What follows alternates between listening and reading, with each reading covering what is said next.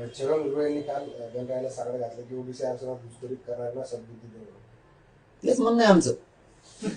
OBC आरक्षणात घुसखोरी करणाऱ्यांना गणेश बाप्पा बाहेर काढा. 16% आरक्षणात गेलेले, 1994 ला गेलेले बाहेर काढा.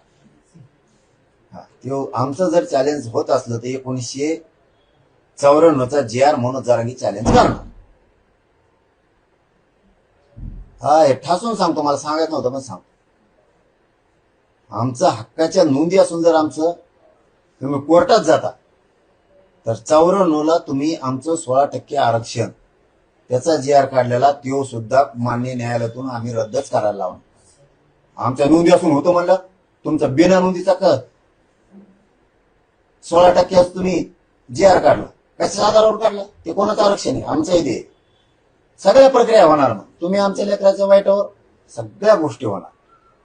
फक्त मी शांत यासाठी होतो, मला दमादमानी शांत राहून गेम करून मला मराठी आरक्षणात घालायची होती.